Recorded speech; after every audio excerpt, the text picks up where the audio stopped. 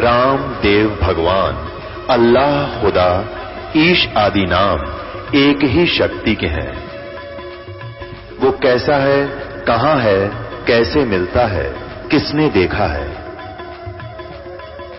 ये प्रश्नवाचक चिन्ह पूर्ण रूप से हटाने के लिए अवश्य सुनिए जगत गुरु तत्वदर्शी संत रामपाल जी महाराज के अमृत वचन, सर्व पवित्र धर्मों के पवित्र शास्त्रों के आधार पर। आम के बीज का भी अंकुर होगा। उधर से किसी ने कीकर का बीज बो रखा, वो भी फल, उसका भी अंकुर होगा और धीरे धीरे वो भी बड़ा होगा, उसमें भी कुछ ना कुछ दिखाई देगा, पत्ते डाली, और आम वाले भी ऐसे चलेगा। लेकिन जिसने केवल बबूल ही देखा है, आम देखा ही नहीं, तो बबूल के सब लक्षण बता रहा है। अब जिसको जानकार है कि ये लक्षण तो आम के है ही नहीं, ये तो बबूल के हैं, फिर उनको मिला के देख लो। तो जिन महापुरुषों ने मंत्र, ये मंत्र बीज है, जिन्होंने ये सत साधना सतनाम और सारनाम की है, उससे जो उपलब्धि होनी वो तो सतलोक होना है। और जो इन्होंने नाम जाप किए वो काल के हैं, काल के ही लोक में इनको रहना है और यहीं पर है ये। और इनका जो दादा गुरु यानी सबसे प्रमुख वो भूत बना हुआ, वो की में बोला तो ये कित जाएंगे इन 5 नाम जपने वाले। अंडरस्टूड है। अब पुण्यात्मा, आज का जो प्रसंग था सत्संग का, कि शास्त्र विधि को त्याग कर जो मनमाना आचरण करते हैं उनको न तो कोई सुख हो, न उनके कोई सिद्धि प्राप्ति हो, न उनकी गति हो, यूजलेस। तो शास्त्र विधि अनुसार कौन से मंत्र हैं? पहले तो आपको जो प्रथम मंत्र दिया जाता है वो 7 नाम का है। पुण्यात्माओं, हमारे चारों वेद, पवित्र गीता, ये गॉड गिवन स्पिरिचुअल नॉलेज है, प्रभु दत्त है। और जो हमारे पुराण हैं ये ब्रह्मा जी, विष्णु जी और अन्य ऋषियों के अनुभव और ब्रह्मा जी से प्राप्त ज्ञान को मिश्रण करके इन्होंने अपना अनुभव लिखा है। परमात्मा की जानकारी और वे ऑफ वर्शिप जो वेदों और गीता में है वो फाइनल है। उससे अतिरिक्त हमने कोई मंत्र जाप नहीं करना चाहिए। तो हमारे सदग्रंथ बताते हैं कि ओम तत्सत इति निर्देश है, नथिंग एल्स। यही निर्देश है, फाइनल फैसला है, डायरेक्शन है इस 3 मंत्र के जाप करने की, सच्चिदानंद घन ब्रह्म को पाने की। अब यहां प्रसंग उठता है, कई श्रद्धालु कहते हैं कि भाई गुरुजी नाम तो इन देवताओं के देते हैं और इनकी पूजा को मना करते हैं। पुण्यात्माओं, आप बच्चे हो और आप दूध के जले हुए हो। अब अपना कर्म मत बिगाड़ना, क्योंकि आप इस दास से अधिक नहीं जान सकते। इस दास से अधिक परमात्मा या वो संत जिनको भगवान मिले वो जान सकते हैं, अन्यथा इस पृथ्वी पे किस ब्रह्मांड में कोई नहीं जान सकता। आप अब अपना दिमाग खराब मत करना, क्योंकि आपका ज्ञान में कुछ मिश्रण उन अज्ञानियों का है जहां पहले गए हुए। अब पूजा और साधना में क्या अंतर होता है? जैसे आप जी को जल के गुणों का ज्ञान हुआ, उसकी प्राप्ति की तरफ हुई। आप पूजा तो कर रहे हो जल की, कि मुझे जल प्राप्त होना चाहिए, जल प्राप्त करूंगा। और साधना क्या है? उसके पाने की विधि। जैसे हैंडपंप लगाना है तो बोकी लगानी है, पाइप नीचे पहुंचानी है, ये तो है साधना। और जिसके लिए ये सारा कुछ खड़ा हो रहा है वो है पूजा। अब जैसे हम पूजा तो कर रहे हैं अपने परमात्मा कबीर जी की सतलोक में जाने की, क्योंकि हमने उसके गुणों का पता लग गया। हम पूजा तो करते हैं अपने परमात्मा की, और साधना यानी ये मजदूरी, ये प्रयत्न उसके पाने के लिए मंत्र, ये औजार, ये इंस्ट्रूमेंट, ये प्रयोग कर रहे हैं, ये साधना कर रहे हैं हम। ये साधना पूजा नहीं है। जब हमें जल मिल जाएगा, हैंडपंप लग जाएगा, उस बोकी की जरूरत को नहीं, रख देंगे खुट्टी पर टैंक पड़ी रखी। तो इस प्रकार हम जो पूजा और साधना में अंतर है, हम पूजा करते हैं अपने कबीर परमेश्वर के पाने की। और साधना ये सारी करनी पड़ेगी, ये सभी इंस्ट्रूमेंट प्रयोग करने पड़ेंगे उस जल तक पहुंचने के लिए। अब जैसे कोई सह परिवार है, ज्वाइंट फैमिली है, उसमें एक पति भर्ता बेटी अपने पति के साथ रह रही है, जेठ भी है, देवर भी, देवरानी भी, जेठानी, ननद और सास ससुर भी है। अब अच्छी लड़की जो होती है वो सबका यथोचित आदर करती है, सबसे प्यार से बोलती है, जेठ से, जेठानी से, भाई, देवर, देवरानी से, आने वाले अतिथि से। ऐसा लगता है जैसे सबको अपना ही मान रही है, लेकिन वो पूजा अपने पति की कर रही है। जैसे सत्कार यानी आदर होता है और एक पूजा होती है। सत्कार तो वो पति भर्ता सबका करती है, लेकिन पूजा अपने पति की करती। और जिस समय वो अलग होते हैं, भिन्न होते हैं, अलग अलग होते हैं, तो अपने सभी वस्तु जो उसके हिस्से में आते हैं, एक चम्मच भी ना छोड़ना। जेठ और जेठानी के चाहे कितनी मीठी बोलना थी, कितना प्यार से रहती थी, और सब कुछ उठाकर अपने पति के साथ अपने कमरे में रख लेगी, क्योंकि वो अंतर से पूजा उसकी कर रही थी। उनसे मिलाप रखना अनिवार्य था, नहीं तो कलह माच जाए। तो हमारा एक ज्वाइंट फैमिली है, ब्रह्मा विष्णु महेश यहाँ के मुखिया हैं, इन तीन लोग के कुछ ये प्रधान बना रखे, एक विभाग के मंत्री हैं। और जो भी हमने लाभ लेना, जैसे कोई प्रधानमंत्री का व्यक्ति और स्टेट हरियाणा में रह रहा है, तो उसने जिस चीज की आवश्यकता होगी यहाँ के डिप्टी कमिश्नर से या मंत्री से बोलेगा, और वो तुरंत उपलब्ध करा देंगे, क्योंकि उनको मालूम है कि किस समर्थ से संबंध है इसका। ऐसे ही आप जी इस काल के लोक में रहोगे, आपको सुविधाएं तो यही देंगे। ये तो जब तक आप उस परमात्मा की शरण में नहीं हो, तो आपको वर्क डन ही देंगे, आपकी किस्मत देंगे। और जब समर्थ से संबंधित होगे, जो मांगोगे वो दे देंगे ये। लेकिन कितना देंगे? परमात्मा के आदेश से, यानी आपके शुभ संस्कार बनेंगे, उन संस्कार के आधार से आपको फिर ये वो धन देंगे यही। जैसे आप जी ने उल्टा लटका हुआ संसार रूपी पेड़ के विषय में जाना, और जैसे हम कोई आम का पौधा जमीन में बोएंगे तो जड़ की तरफ से जमीन में दबाया जाता है, एक गड्ढा बना के। तो पूजा करेंगे जड़ की, हम टहनियों की पूजा नहीं कर रहे, लेकिन फल लगेंगे टहनियों के। तो यदि हम पूर्ण परमात्मा की सत साधना करेंगे तो इन ब्रह्मा विष्णु महेश रूपी शाखाओं का फल लगेंगे, और ये फिर फल हमने बिना मांगे देंगे, क्योंकि हमारा जो मूल, हमारी साधना शास्त्र अनुकूल है। हम पूजा मूल की कर रहे हैं। यदि हमने उल्टा यू पौधा गाड़ दिया, उसकी शाखाएं लगा दी जमीन में और जड़ कर दी ऊपर ने, और फिर उन टहनियों की सिंचाई, शाखाओं की सिंचाई हम शुरू कर देंगे, तो पौधा सूख जाएगा।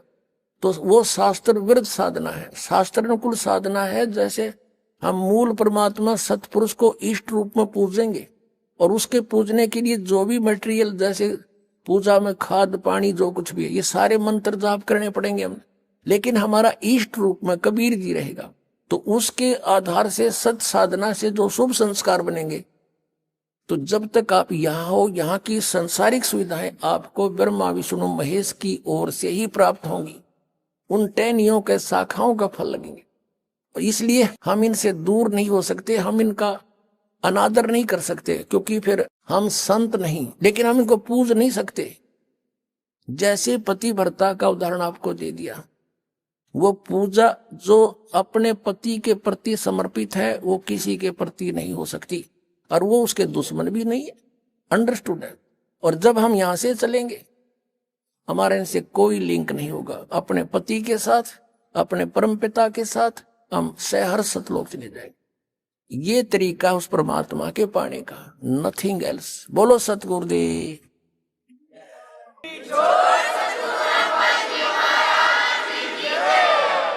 परम पिता परमात्मा पूर्ण ब्रह्म, सारी सृष्टि के रचनहार कुल मालिक कबीर परमेश्वर जी, ये हम सब आत्माओं के उत्पत्ति करता है, ये हमारे पिता हैं। जितनी भी आत्माएं यहां इस काल के जाल में फंसी हुई हैं, ये सभी उसी परमेश्वर की आत्माएं हैं, उन्हीं के बच्चे हैं। इस काल भगवान ने हमारा यहां पर दुरुपयोग कर रखा है। उसके लिए परमात्मा स्वयं आकर के ये जानकारी देते हैं कि बोली आत्माओं, तुम जहां रह रहे हो ये इस काल कसाई का स्थान है। पुण्यात्माओं, आज तक हमें किसी ने ये ऐसा ज्ञान नहीं दिया जिस कारण से हम इसी पीड़ा को, इन्हीं दुखों को और इसी प्रोसेस को, जन्म और मृत्यु, आजीवन इस पेट को ही पालते रहना, इस सारे प्रोसेस को हम यहां एक रूटीन मान लिया कि सबके साथ हो रहा है और ऐसा ही होता है, ऐसा ही होगा, और यही फाइनल सिस्टम है यहाँ का। इसलिए हमें कोई ऑब्जेक्शन नहीं रहा, कोई मरो या कोई बचो, कहीं अकाल गिरो, कहीं पर फ्लड आ जाओ, तो हम बाकी बचे हुए सोचते हैं कि हम सुरक्षित हैं। बस हम इतना ही जानकर अपने आप को सुखी महसूस करते हैं। लेकिन जिनके ऊपर वो आपदाएं आई, वो भी पहले ये समझ रहे थे हम सुरक्षित हैं। अपने आत्मा इसको बहुत गहराई से सोचो, एक इस पर गहन चिंतन करो। वैसे नहीं एक कान से सुनी दूसरे में का निकाल दी, ये कोई सत्संग सुनना नहीं होता।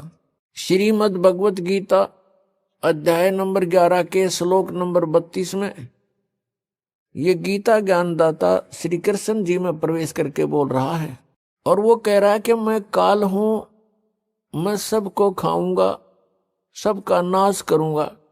भगवान नाश करता है कभी? और जो नाश करता हो भगवान नहीं हो सकता, परमात्मा नहीं है, अच्छी आत्मा नहीं है। और यहां सब कुछ हो रहा है तो ये जिसके अंतर्गत हम रह रहे हैं ये परमात्मा नहीं है, श्रेष्ठ आत्मा, अच्छी आत्मा नहीं है। परम माने श्रेष्ठ, अच्छी।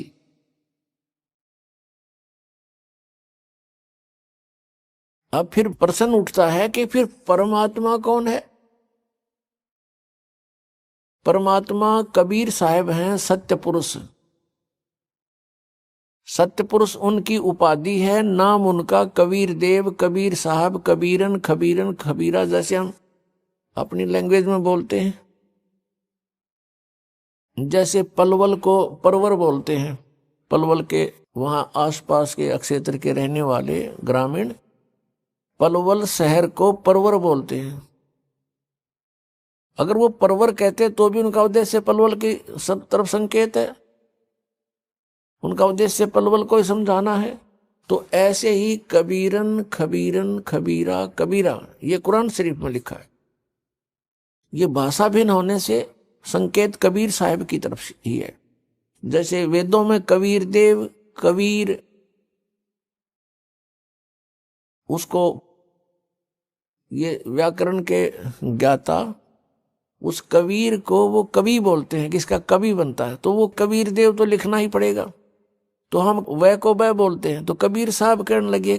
देव माने साहब कहो, परमात्मा कहो, भगवान कहो, अल्लाह कहो। तो परमात्मा कबीर देव हैं। जैसे श्रीमद् भगवत गीता अध्याय नंबर 15 के श्लोक 16 और 17 में 3 पुरुष बताए हैं। एक सर पुरुष, अक्षर पुरुष और तीसरा परम अक्षर पुरुष। सर पुरुष कहो चाहे सर ब्रह्म कहो, अक्षर पुरुष कहो चाहे अक्षर ब्रह्म कहो, परम अक्षर पुरुष कहो चाहे परम अक्षर ब्रह्म कहो। गीता जी अध्याय नंबर 8 के श्लोक नंबर 1 में अर्जुन ने पूछा कि भगवान आपने 7वें अध्याय के 29वें श्लोक में जिस तत्परम के विषय में जानकारी दी है वो किम तत्परम, उसका उत्तर गीता ज्ञानदाता ने 8वें अध्याय के 3रे श्लोक में दिया कि वो परम अक्षर ब्रह्म है। परम अक्षर ब्रह्म कहो, परम अक्षर पुरुष कहो। पुरुष माने भी परमात्मा और ब्रह्म माने भी परमात्मा, स्वामी प्रभु। अब यहां ये ब्रह्म जो है ये है सर्वब्रह्म, लेकिन ये ब्रह्म प्रसिद्ध हो रहा है। जैसे किसी विभाग में आप देखिएगा तो उस ऑफिस में कार्य करने वाले व्यक्ति अपने उच्च अधिकारी को, जैसे इरिगेशन डिपार्टमेंट है उसमें एक्शन ऑफिस होता है, तो एक्शन ऑफिस के अंतर्गत जितने भी वहां कर्मचारी, अधिकारी, सुप्रिटेंडेंट, क्लर्क उसके अंतर्गत कार्य करते हैं और अन्य जो एसडीओ जेई होते हैं, तो वो क्या कहते हैं कि साहब ने ऐसे बोला है। उनके लिए साहब अंडरस्टूड है कि एक्शन साहब, एक्शन साहब बार बार कहना अनिवार्य, वो आवश्यक नहीं समझते, वो साहब बोलते हैं। तो इसी प्रकार वो साहब प्रसिद्ध है उनके लिए, लेकिन उससे ऊपर बहुत साहब है। ऐसी साहब है, चीफ इंजीनियर साहब है, फिर इरिगेशन पावर मिनिस्टर साहब है, फिर मुख्यमंत्री साहब है, प्रधानमंत्री साहब है, राष्ट्रपति साहब है। तो ऐसे ये ब्रह्म जो है यहाँ के प्राणियों के लिए ब्रह्म प्रसिद्ध हो गया, भगवान प्रभु।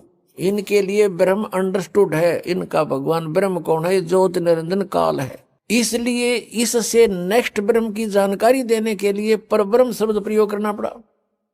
परब्रह्म यानी इससे नेक्स्ट ब्रह्म, इससे नेक्स्ट स्वामी, नेक्स्ट जो है अगला प्रभु।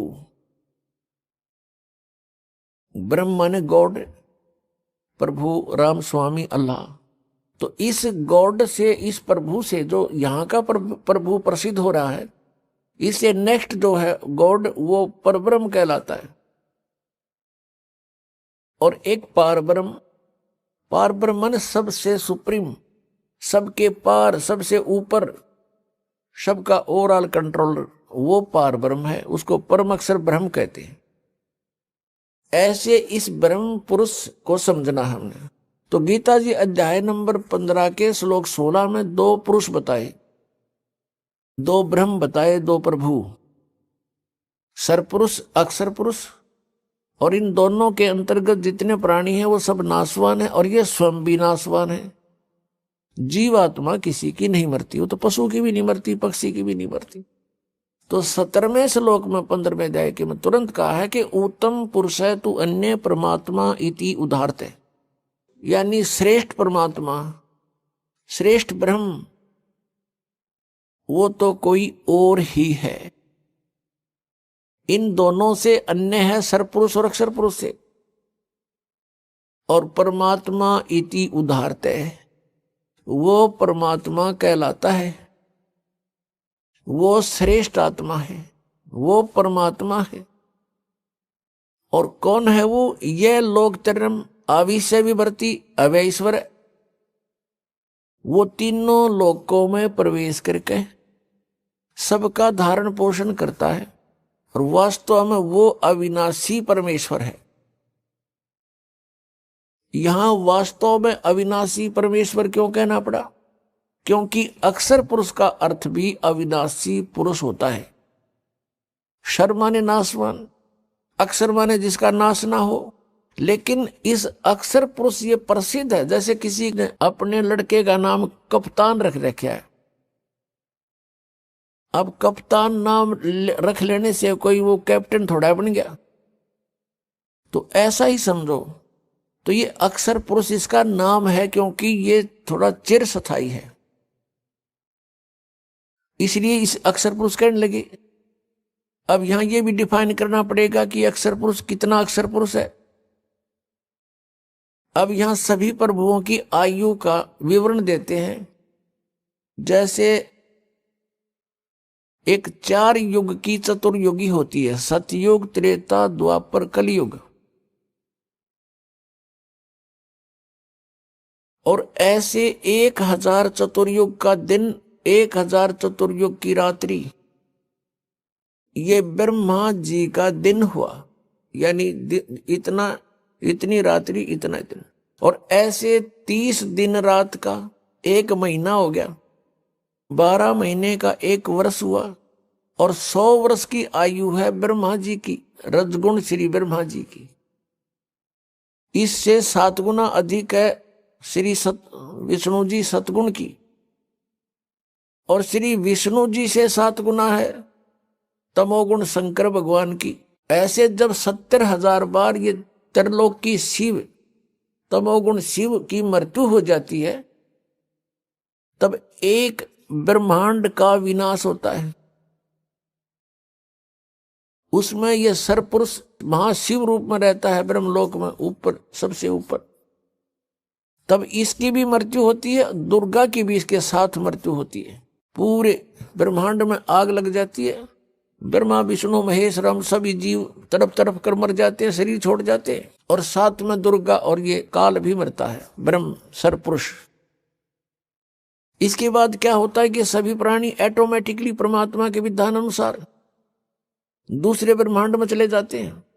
21 ब्रह्मांड है इस काल भगवान के, ब्रह्म के, सरपुरुष के, सरब्रह्म के, ज्योति निरंजन के। तो उसमें जाकर के परमात्मा ने विधान बनाया है कि इन दोनों का जन्म, दुर्गा और काल का जन्म अपने आप ऑटोमेटिक, जैसे गेहूं में ये कीड़े हो जाते हैं, सुरसी अपने आप बढ़ जाती है उस, तो इन दोनों का तो ऑटोमेटिक परमात्मा विधान अनुसार युवा रूप में प्रकट हो जाते हैं। फिर ये अपने कुछ वचन से, कुछ अपने क्रियाओं से, अपना स्त्री पुरुष संबंध से ये 3 पुत्र उत्पन्न करते हैं। ब्रह्मा जी को रजगुण कर देते हैं प्रथम पुत्र को, द्वितीय को सतगुण युक्त, तीसरे को तमोगुण युक्त, और फिर अपने नए सिरे से उस ब्रह्मांड में सृष्टि स्थापित करते हैं। तो जो एक ब्रह्मांड का विनाश हुआ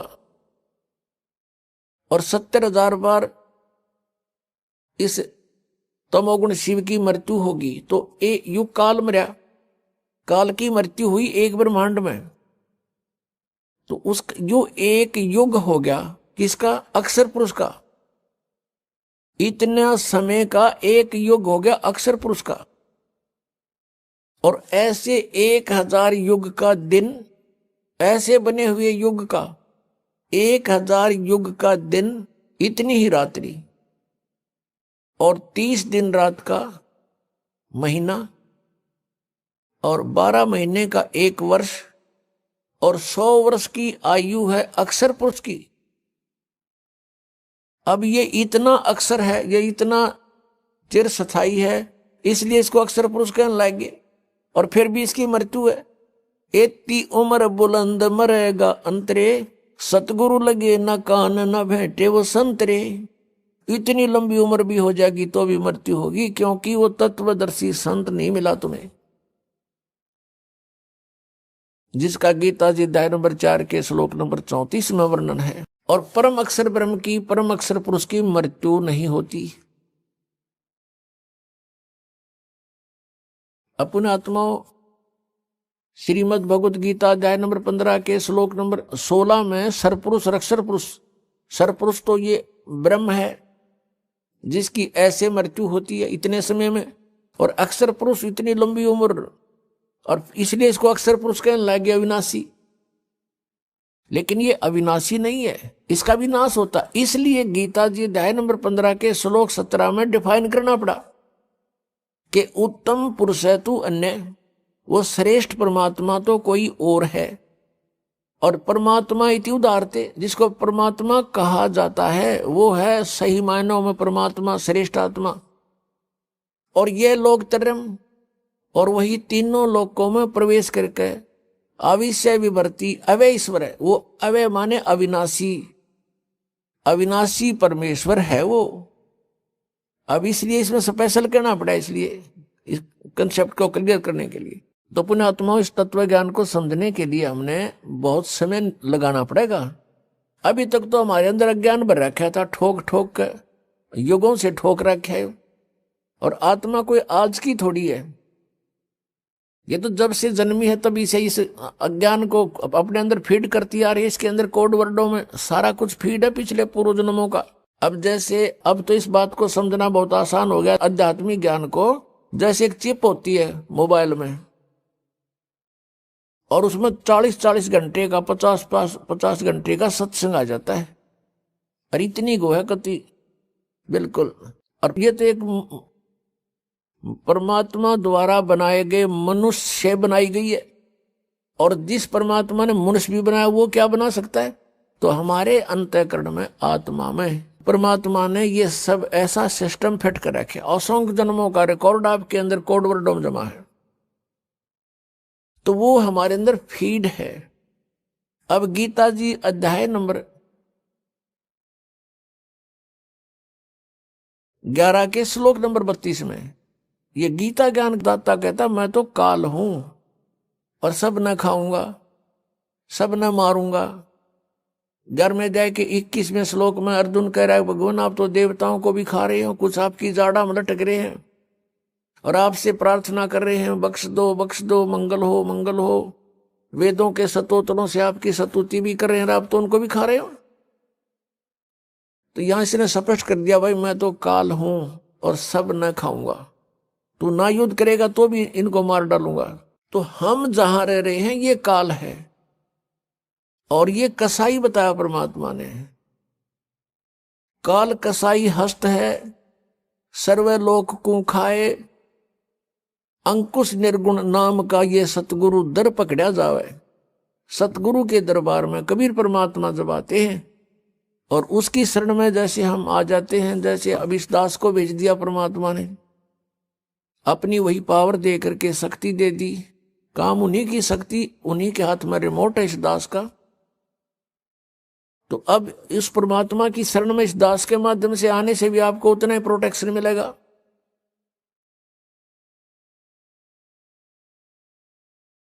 तो उन्होंने क्या बताया है कि तुम यहां ऐसे लोक में रह रहे हो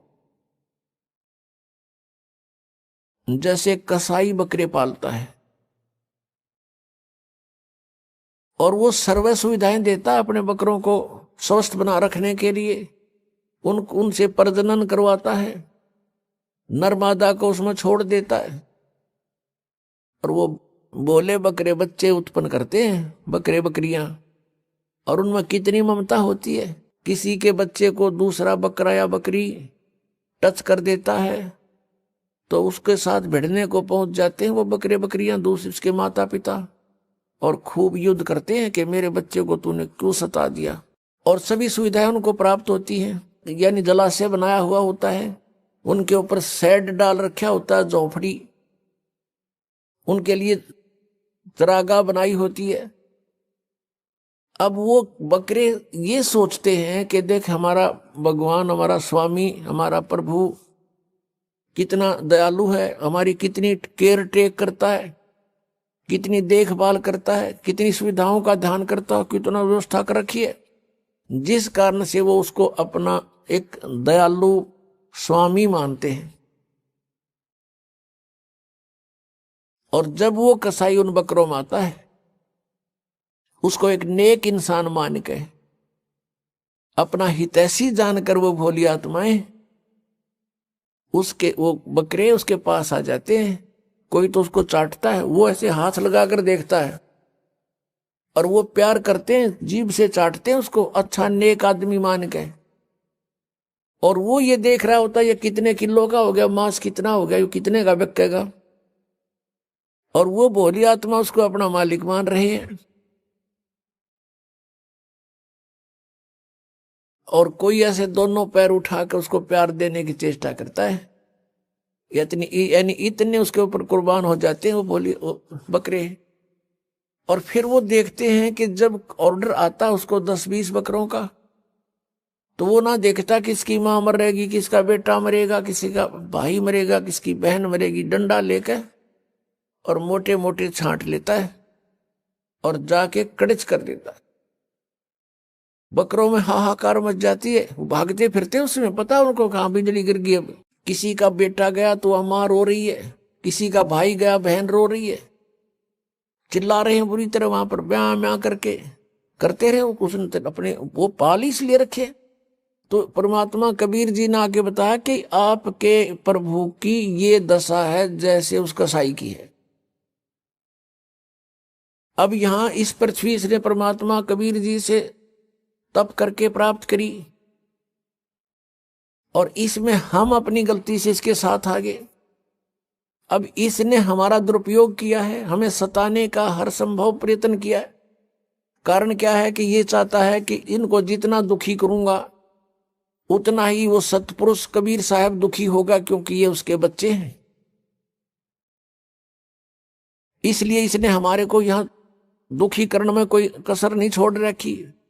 अन्य पशु पक्षी बना दिए, उसमें तो या उनको सिरे से ही सब कुछ कष्ट है, और फिर उन्हीं में से मच्छर हैं, सर्प हैं, सेंग हैं, शेर, और ये मनुष्य को मारने के लिए, इनको पीड़ा देने के लिए तैयार कर दिए। अन्य कीटाणु बना दिए जिनसे इनको इन्फेक्शन हो, मर जाए, इनको बीमारियां लग जाएं। यानी कोई भी कसर उसने नहीं छोड़ रखी जो हमें वो दुखी कर सकता है, सब तरह से तंग कर रहा है। और हम फिर भी इसको भगवान मानते हैं, जा रहे हैं, क्योंकि हम देख रहे हैं कितनी अच्छी पृथ्वी है, इसमें फल फ्रूट लगे हुए हैं, बगीचे बने हुए हैं, झरने चल रहे हैं, सूर्य उदय हो रहा है, शीतल हवा चल रही है, काजू किस्म सेब संतरे मेवा लगी हुई है। हम ये सोचते हैं बड़ा भगवान, बड़ा दयालु परमात्मा, हमारी कितनी सुविधा कर रखी है। और तब वो भगवान कहाँ गया? किसी का बेटा मर गया, किसी की बेटी मर गई, एक्सीडेंट में मार दिया, कहाँ गया वो भगवान? वो दयालुता कहाँ गई उसकी? तो परमात्मा हमें याद दिलाते हैं, तुम उस लोक को छोड़ आए जहां तुम सुखी थे, मृत्यु नहीं होती थी, तुम्हारे अंदर वृद्ध अवस्था नहीं होती थी। अब यहां प्राणी वृद्ध अवस्था को कति पसंद नहीं करता, और मृत्यु को तो करना है किसने है? मृत्यु तो चाहे 90 वर्ष का, 95 वर्ष का हो गया व्यक्ति आशा करता है कि अभी जीवित और रहूं। आशा सभी करते हैं और करनी भी चाहिए, क्यों? तो जन्म हुआ फिर मरे किस लिए? तो हम सभी इस चीज को बुरा मानते हैं कि ना तो बुढ़ापा होना चाहिए और ना मृत्यु होनी चाहिए। ये हमने घनी खटका है, और यहां डेफिनेट है, हम देख रहे हैं सभी में वृद्ध अवस्था आएगी, सब मरेंगे। अब हमने ऐसा क्यों लग रहा है? क्योंकि हम ऐसे स्थान पर रहा करते थे जहां जरा और मरण नहीं होता था। जरा मीन वृद्ध अवस्था। श्रीमद् भगवत गीता अध्याय नंबर 7 के श्लोक नंबर 29 में कहा है कि अर्जुन, जो जरा मरण मोक्षाय यतन्ति ते मम आश्रित है, मेरे ज्ञान का आश्रय करके जो जरा और मरण से छूटने के लिए यत्न कर रहे हैं, ते ब्रह्म तत्विदु कृष्णम अध्यात्म अखिलम च कर्मम, वो सारे अध्यात्म से और सभी कर्मों से और तत्ब्रह्म से परिचित है। वो केवल जरा और मरण से छूटने का प्रयत्न जो कर रहे हैं, वो किसी और वस्तु की डिमांड नहीं करते, तो वो उस तत्ब्रह्म से परिचित हो चुके हैं और सारे कर्मों से परिचित हो चुके हैं। और पूरे अध्यात्म ज्ञान से परिचित व्यक्ति ही जरा और मरण से प्रयत्न कर रहा है, छूटने के लिए प्रयत्न कर रहा है। तो जरा और मरण कहां नहीं होता? सतलोक के अंदर।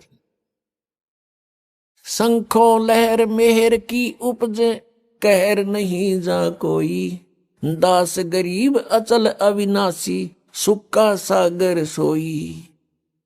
सतलोक के अंदर कहते शंखों लहर मेहर की उपजे। अब वहां हम सतलोक में रहा करते थे, हमारा ऐसा ही शरीर था जैसा आपका यहां पर है, लेकिन उसका मेटेरियल ये नहीं है। वो शुक्रम अकायम है, ऐसनाविरम है। माता पिता के योग से जैसे यहां शुक्र से बनता है, ऐसा वहां हमारा शरीर नहीं है। यहां 5 तत्व से बना हुआ है, वहां 1 तत्व से, नूर तत्व से बनता है। अब जैसे हमारा शरीर 5 तत्वों से बना हुआ है, इसमें कहीं तत्व दिखाई नहीं देता और कितना सुंदर हमें लगा है। इसी प्रकार उस नूर तत्व का वहां ऐसे परमात्मा ने व्यवस्था कर रखी है, हमारे आत्मा के ऊपर फिर एक कवर वो नूर तत्व से होगा और उसका 16 सूर्य जितना प्रकाश होगा, इतना तेज, इतना नूर होगा, उसका होगा मनुष्य सदृश ही। और वहां पर आपका पूरा परिवार होगा, आपका अलग से कुटुंब होगा, पूरा अलग से महल बने हुए हैं जिनको बने बनाए आप छोड़ आए। आपकी सारी व्यवस्था वहां पहले से बनी हुई है और एक व्यक्ति को यानी एक आत्मा को और उसके कुटुंब को, परिवार को वहां पर इस पृथ्वी जितना स्थान अकेले को प्राप्त है। उसमें बाग बगीचे, झरने, बहुत गुणे। अब ये बातें आपका ना समझ में आवे, और हम वहां इतने खुले स्थान पर रहते थे, इसलिए यहां पर भी हमारी वो टेंडेंसी है, हमारी वृत्ति वैसी ही है। हम क्या चाहते हैं, एक पार्क हो, कोठी हो, कोठी भी कई कमरियां की हो, ऊपर नीचे हो है, और खूब सैर सपट्टे करने, कार हो, स्पीड से जाओ और इधर उधर घूमे। तो वहां विमान है आपके पास, आपकी वचन से विमान है, जहां चाहो वहां जा सकते हो, बहुत स्पीड से जा सकते हो और बहुत बड़े आपका स्थान है। तो वो सुविधाएं आपको वहां थी, उसकी अब खोज हम यहां कर रहे हैं। कोयले की खान में हम स्वर्ण ढूंढ रहे हैं, गोल्ड या कोयले की खान है, हम ढूंढ रहे हैं यहाँ सुख, या सारा दुख ही दुख है। परमात्मा कहते हैं तन दर सुखिया कोई नहीं देखा, जो देखा सो दुखिया हो। उदय अस्त की बात करे, मैंने सबका करया विवेक का हो, मैंने सबका विवेचन कर देख लिया।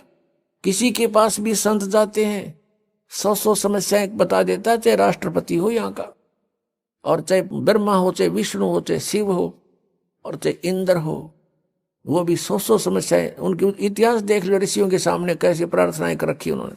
तो पुण्यात्माओं, वो सुख सतलोक में है। परमात्मा सतपुरुष है, वो कबीर देव है, वो सतलोक में है। जब हम उसके राज्य में पहुंच जाएंगे, फिर हमारी मृत्यु और बुढ़ापा नहीं होगा। वहां जाएंगे कैसे, वो विधि आपको कल के सत्संग में बता दी थी विस्तार से, कि नाम जाप से हम भक्ति की कमाई इकट्ठी करेंगे। जब हम सतलोक से आए थे, हमारी बैटरी फुल चार्ज थी, हमारे बहुत ज्यादा पुण्य हमारे साथ थे। अब हम अपनी गलती से इस काल के साथ आगे लटक गए, इस पर आसक्त हो गए, और अब यहां हम रह रहे हैं इसके लोक में, तो हम उस अपनी पुण्य कमाई को बर्बाद कर चुके हैं। इसका ये रेस्टोरेंट है। अब जैसे ऊपर स्वर्ग बना रखे इसने, इस काल भगवान ने, वो स्वर्ग क्या है, स्वर्ग इज ए रेस्टोरेंट। और उस रेस्टोरेंट में जो किसी कोई जाता है तो उसका मालिक उससे चार्ज लेता है। जैसे कमरे का किराया, खाने का, जैसे खाने का खर्चा उसका 20 रुपए लगते हैं तो 50 रुपए चार्ज करता है, और वो उस रेस्टोरेंट में रहने वालों से चार्ज किया जाता है, और उनकी पूंजी समाप्त होती है, होटल वाले की पूंजी बढ़ती है। तो ऐसे ये काल भगवान ने रेस्टोरेंट बना रखे हैं, जिनको ये स्वर्ग कहता है। वहां सारी सुविधाएं, बदमाशी, बकवाद, डांस, गाने, बड़े बड़े झरने बह रहे हैं, पार्क बने हुए हैं, वहां ये सैर सपट्टे करके स्वर्ग में अपने पुण्यों को नष्ट करके फिर दोबारा यहां पृथ्वी पर आ जाता है। तो पहले इसने हमको ऊपर रखा अपने महास्वर्ग में, जिसको ब्रह्मलोक कहते हैं, और ये स्वयं गुप्त रहता है। उसने वहां ब्रह्मलोक में एक इंद्र का लोक, एक महाइंद्र का लोक, और महाइंद्र के लोक में इसने ऊपर बना रखे फिर नकली सतलोक, यानी सच्चे सतलोक की, रियल सतलोक की डुप्लीकेट नकल बना कर यहां स्थापित कर दिए कि कल को इनको कोई बताने आ भी जावे सतलोक वाला कोई परमात्मा या उसका कोई भेजा हुआ दूत, तो ये भ्रमित रहे कि यहां है सतलोक, इसी में धक्के खाते रहे। तो नकली सतलोक, अलखलोक, अगमलोक, अकय लोक यहां बना रखे हैं काल ने इस ब्रह्मलोक के अंदर। तो हमें पहले वहां रखा और चार्ज हमारे से शुरू कर दिया। फिर हमें जब हमारी पूंजी कुछ कम हुई तो नीचे वाले स्वर्ग में रखा, जहां इंद्र का लोक एक अलग से है, कोमन स्वर्ग बोलते हैं उसको। और उसमें भी जब पुण्य समाप्त हुए पृथ्वी पर मनुष्य बनाकर पटक दिया, यहां जन्म दे दिया स्त्री पुरुष बना करके। फिर यहां पर हमारे इतने पाप इकट्ठे होते चले गए। पुण्य क्योंकि शास्त्र अनुकूल साधना से बनते हैं, शास्त्र अनुकूल साधना इसने मिथ्या करवा दी। जब तक हमारे पूर्व जन्म के पुण्य रहते हैं तो हम जो साधनाएं किसी से भी सुनाते हैं उसको करते रहते हैं, और वो हमें लाभ हो रहा है पूर्व जन्म के संस्कारों से। हम सोच रहे इन साधनाओं से हमें लाभ हो रहा है, तो इस भ्रम के अंदर हम अपने सतयुग त्रेता द्वापर में ये सब पुण्यों का नाश कर देते हैं। और उस दौरान कोई हमें परमात्मा आते हैं, स्वयं चारों युगों में आते हैं, क्योंकि अपने का दुख अपनों को ही होता है। उस परमात्मा से हमारा कष्ट सहा नहीं जाता। हम रोते हैं, चिल्लाते हैं, किसी का बेटा मर गया, किसी की बेटी मर गई, लेकिन वो परमात्मा फिर वहां से चल कर आते हैं। हमें ज्ञान देना चाहते हैं कि तुम जहां रह रहे हो ये स्थान ठीक नहीं, ये काल का लोक है, और यहां जितनी बार जन्मोगे ये संकट तुम्हें झेलने पड़ेंगे। इसके लिए मैं बताता हूं, और तुम ये साधना, ये भक्ति करो, ये छोड़ दो।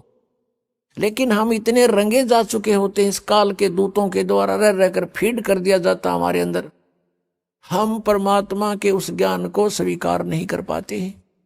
हमारी बुद्धि जीव संज्ञा की है, और हम इन ऋषि महर्षि संतों को परम संत मानकर इन पर समर्पित हो चुके हैं, और ये सोच चुके हैं कि ये भगवान को प्राप्त कर चुके हैं, इन्होंने सतलोक चले गए होंगे। क्योंकि सतलोक का वर्तमान के अंदर ठेका ये राधा स्वामी पंथ, धन धन सतगुरु पंथ, जय गुरुदेव पंथ मथुरा वाला, इन्होंने ले रखा है कि हम सतलोक भेजेंगे। इन सतलोक का ही ना पता, इनको सतनाम का पता नहीं। इनके पूर्वज ने, यानी जिसने ये काल का जाल प्रारंभ किया, राधा स्वामी पंथ, श्री शिवदयाल जी को कहते हैं, उनका चलाया हुआ ये पंथ है। और उसको ये अपना परम धनी मुखिया मानते हैं सभी पंथों वाले जितने से संबंधित है, इसकी ब्रांचें हैं, कि वो हमारा हेड ऑफ द डिपार्टमेंट है, वहां से हमारा पंथ चला है। और उसने सतनाम का नहीं पता। सतनाम सतलोक भी सतनाम, सचखंड भी सतनाम, सतपुरुष भी सतनाम, और सार शब्द भी सतनाम को कहते हैं, और सत शब्द भी सतनाम को, और सतनाम भी सतनाम को। ये सतलोक जाएंगे। अरे इनके मंत्र पांचों काल के, नाम से मोक्ष होगा। कहते हैं जैसे ये हठ योग करते, 2.5 घंटा सुबह बैठो, 2.5 घंटा शाम बैठो। इन्होंने पुण्यात्माएं जो है, इन्होंने अपने पैर भी खराब कर लिए।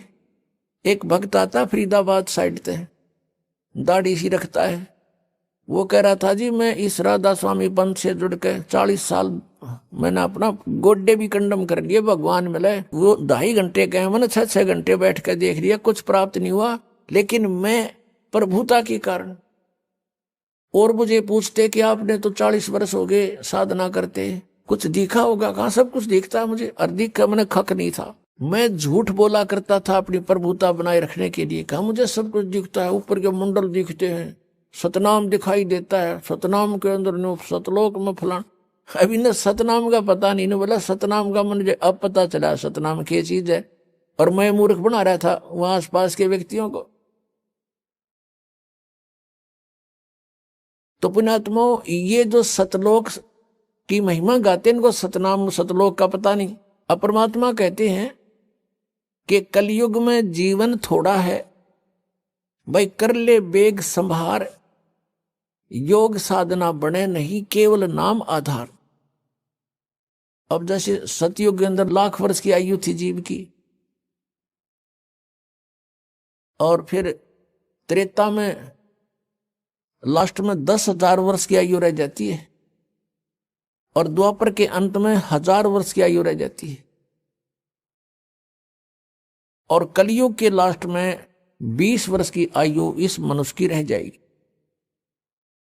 तो लाखों वर्ष बैठ के वो हठ योग करें जाते, सबकी समाधियां ऊपर जाती थी। समाधि क्या चीज है? जैसे कल आपको दिखाया था, रात्रि के समय जय गुरुदेव पंथ के मुखिया श्री तुलसीदास साहेब मथुरा वाले का अनुभव, वो कहीं बताता है मुझे रास्ते में रामकृष्ण दिखाई दिए, फिर कहता है मुझे वहां उनके कहते हैं सीन दिखाई देते हैं, वृक्षों में आदमी, और वृक्ष नाच, आदमी उनका लटक रहे, व्यक्ति लटक रहे हैं और वृक्ष नाच रहे ये मूर्ख बना रहा काल इनको। फिर ये कहता है श्री राम श्री कृष्ण की झांकी देखी, नजारा देखा, उनकी सवारी निकली मैंने देखी साधना में।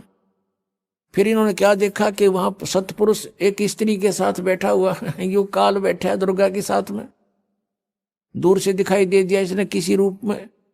इंद्र भी अपनी पत्नी के साथ सची के साथ रहता है स्वर्गलोक में, तो इसने वो ज्ञान है ही नहीं, इसी को देख लिया परमात्मा है, सतपुरुष है। अब क्या है कि जैसे सतयुग के अंदर साधक साधनाएं करते थे, उनके सवत शरीर होते थे और माइंड सेट होता था, पूर्व जन्म उनके पास संस्कार अच्छे होते थे, कोई काम नहीं होता था विशेष।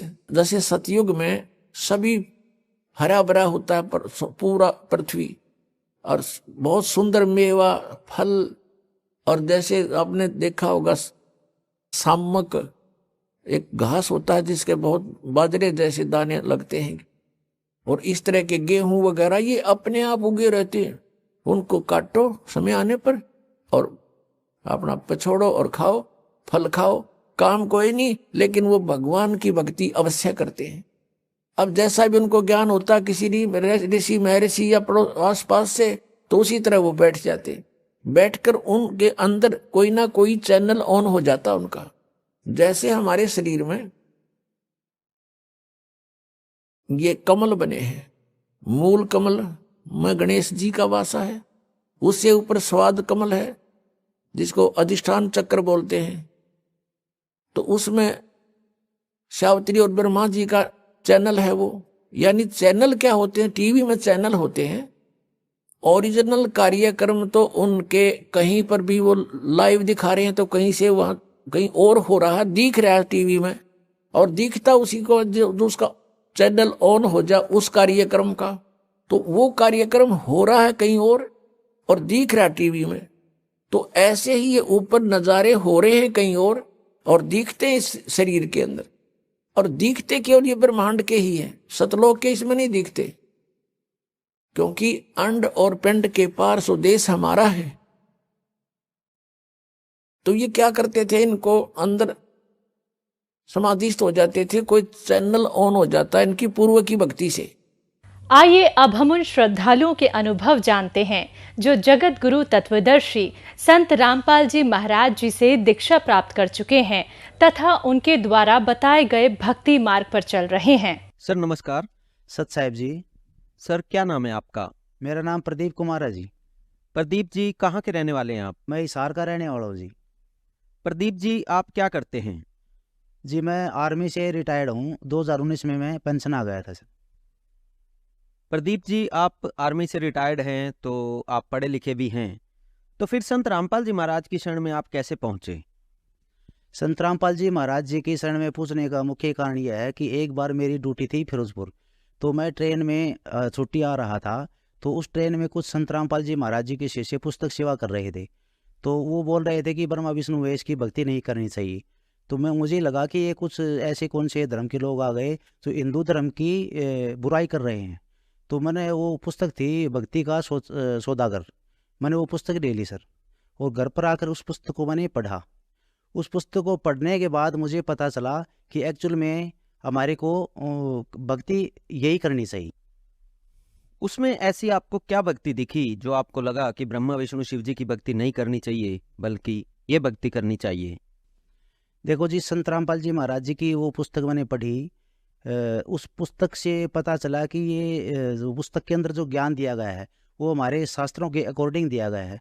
जैसे हमारे हिंदू धर्म के श्री गीता जी, वेद, पुराण, कुरान आदि चारों धर्मों के जो शास्त्र हैं, गुरु ग्रंथ साहिब, इनके अंदर जो भक्ति दे रखी है वही भक्ति संत रामपाल जी महाराज जी की पुस्तक में दे रखी थी। उसी से मुझे पता चला कि एक्चुअल में सच्ची भक्ति ही है, इसी भक्ति को करने से हमारा मोक्ष होगा। तो इसका मतलब ये हुआ कि संत रामपाल जी महाराज ब्रह्मा विष्णु शिव जी की भक्ति छुड़वाते हैं, जो कि एक्चुअल में हिंदुओं के भगवान हैं।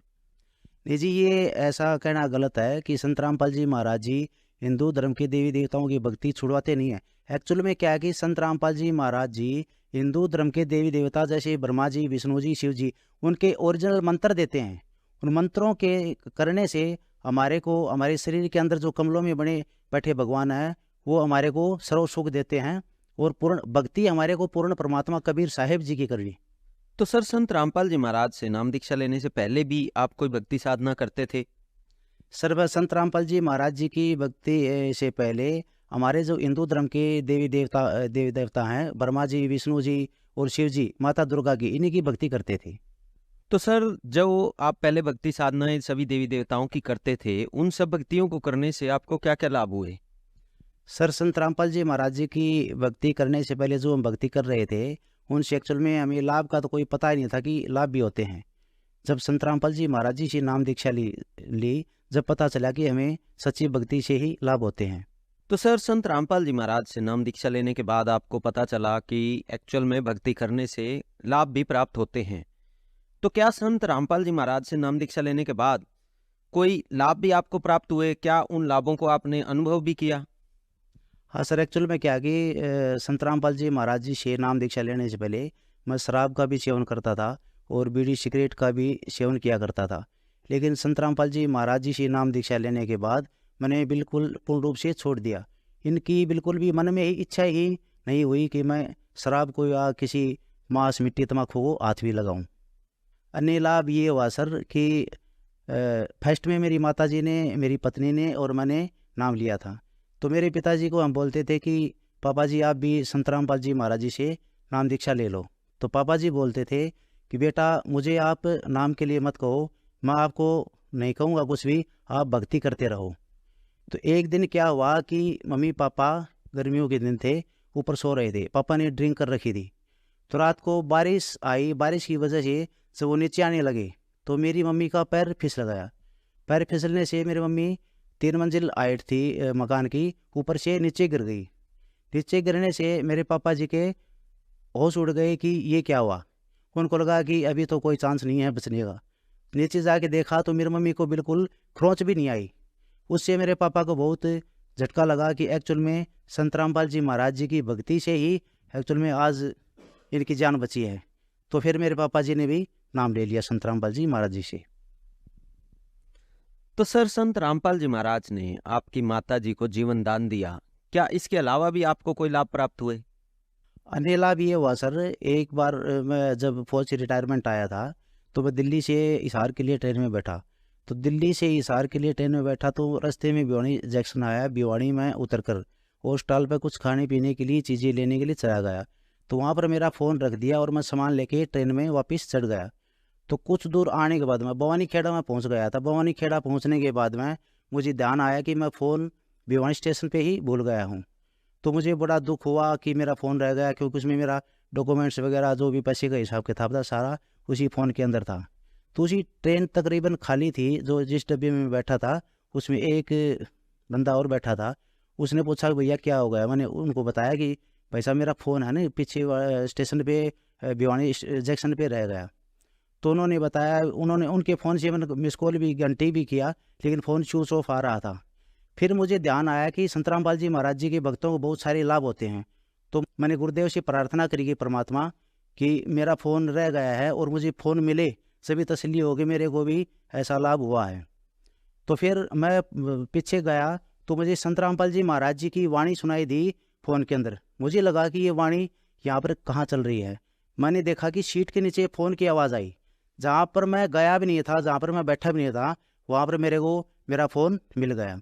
जब मुझे तसल्ली हुई, एक्चुअल में संत रामपाल जी महाराज जी अपने शिष्यों को वो चमत्कार करते हैं जो हम सोच भी नहीं सकते। तो सर, आज टेक्नोलॉजी का टाइम है और इस टेक्नोलॉजी के टाइम पे क्या इस तरह के चमत्कार संभव हैं? क्या इस तरह के चमत्कार एक्चुअल में हो रहे हैं? और लोग कैसे आप पर विश्वास करें कि इस तरह के चमत्कार हो रहे हैं? देखो सर, मैंने जो अभी बात बताई है वो हालांकि हजम होने वाली नहीं है, लगेगा कि ये ऐसा नहीं हो सकता, लेकिन सच में मुझे झूठी बोल के क्या मिलेगा। मैं जगत के लोगों को ये बताना चाहता हूँ कि संत रामपाल जी महाराज जी अपने भक्तों को वो सुख देते हैं, वो चमत्कार दिखाते हैं कि लोग अचंभा करते हैं। ये बात एक्चुअल में ऐसी है कि न मानने वाली, लेकिन ये सच में मेरे साथ हुआ। और मेरे साथ ही नहीं, संत रामपाल जी महाराज जी की जो भी भक्त हैं, जो मर्यादा में रह के भक्ति करते हैं, उन सब के साथ में ऐसा होता है। सर, अभी आपने मर्यादा की बात की, ये मर्यादा क्या है? और संत रामपाल जी महाराज से नाम दीक्षा लेने के बाद कौन सी मर्यादा में रहना जरूरी है? संत रामपाल जी की हमारी मर्यादा यही है सर कि हमें सबसे पहले आन उपासना नहीं करनी। संत रामपाल जी महाराज जी बताते हैं कि हमारा पूर्ण परमात्मा कबीर साहब है, हम कबीर साहब की ही भक्ति करें, अन्य देवी देवताओं की नहीं। और समाज के अंदर जितनी भी बुराइयां हैं, जैसे बीड़ी, सिगरेट, गुटखा, तम्बाकू, अंडा, मीट, मांस, चोरी, जारी, ठगी, रिश्वत लेना, दहेज देना, किसी की आत्मा दुखाना, जो भी अन्य बहुत सारी बुराइयां हैं, इनको ना करके संत रामपाल जी महाराज जी की आज्ञा में रह के मर्यादा का पालन करते हुए हम भक्ति करें तो हम सबको सुख होते हैं। तो सर, जैसा कि आपने बताया कि संत रामपाल जी महाराज के शिष्य ना ही रिश्वत लेते हैं, ना ही दहेज लेते हैं, ना देते हैं, नशा भी नहीं करते। इसको देखा जाए तो संत रामपाल जी महाराज एक बहुत ही स्वच्छ और निर्मल समाज का निर्माण कर रहे हैं। अगर इसको देखने के बाद समाज के लोग इस मिशन में जुड़ना चाहें और इस मिशन में योगदान देना चाहें, संत रामपाल जी महाराज से नाम दीक्षा लेना चाहें, तो वो कैसे संत रामपाल जी महाराज से जुड़ सकते हैं? देखो सर, आज टेक्निकल ज़माना है और सोशल मीडिया पे काफ़ी जगह, हर जगह परमात्मा संत रामपाल जी महाराज जी के चर्चे हैं। और यूट्यूब पे देखें, फेसबुक पे देखें, इंस्टाग्राम पे, या संत रामपाल जी महाराज जी के काफ़ी चैनल जैसे साधना टीवी, ईश्वर टीवी, श्रद्धा चैनल पे और काफ़ी चैनलों पर सतगुरु रामपाल जी महाराज जी के सत्संग आते हैं। उन सत्संगों के नीचे पट्टी पे नंबर, कॉन्टैक्ट नंबर दिए गए हैं। उन नंबरों से कॉन्टैक्ट करके अपने नज़दीकी नामदान स्थल सेंटर पे जाके हम सतगुरु रामपाल जी महाराज जी से नाम दीक्षा ले सकते हैं। तो सर, जैसा कि आपने बताया कि संत रामपाल जी से जुड़ने के बाद आपका नशा छूट गया, आपके जीवन में बहुत चमत्कार हुए, आपकी माता जी को भी जीवन दान मिला। देखा जाए तो संत रामपाल जी महाराज ने आपके जीवन में अनेकों लाभ आपको दिए। तो जो लाखों श्रद्धालु आज आपको देख रहे हैं, आप उन्हें क्या संदेश देना चाहेंगे? मैं उनके लिए संदेश तो क्या, संदेश तो सतगुरु रामपाल जी महाराज ही देते हैं। हम तो प्रार्थना कर सकते हैं कि आज पृथ्वी पर सतगुरु रामपाल जी महाराज जी पूर्ण परमात्मा कबीर साहब के अवतार आए हुए हैं। जिनको घर में समस्या है, शारीरिक समस्या है, आर्थिक समस्या है, मानसिक समस्या है, किसी भी प्रकार की कोई समस्या है, जो सोचता है कि ऐसा नहीं हो, तो सतगुरु रामपाल जी महाराज जी से पहले उनका सत्संग सुने, सत्संग सुन के उनका ज्ञान समझे, ज्ञान समझ के उनसे नाम दीक्षा लेके भक्ति करें। और हमने आज तक कितनी भी भक्ति करी, उनसे हमें कोई लाभ मिला या नहीं मिला, लेकिन सतगुरु रामपाल जी महाराज जी से भक्ति करके 4-5 महीने में ही आपको ऐसा लगेगा कि ये ज्ञान ऐसा है, और ऐसा ज्ञान तो हमने आज तक सुना ही नहीं। और उनसे आपको सच में लाभ होंगे, और लाभ तो होंगे, यहाँ का सुख तो मिलेगा ही, और हमारा मोक्ष भी होगा। और इसलिए मेरी जगत के भाई बहनों से प्रार्थना है कि सतगुरु रामपाल जी महाराज जी की शरण में आए और अपना मोक्ष करवाएं। धन्यवाद सर। सत साहिब जी।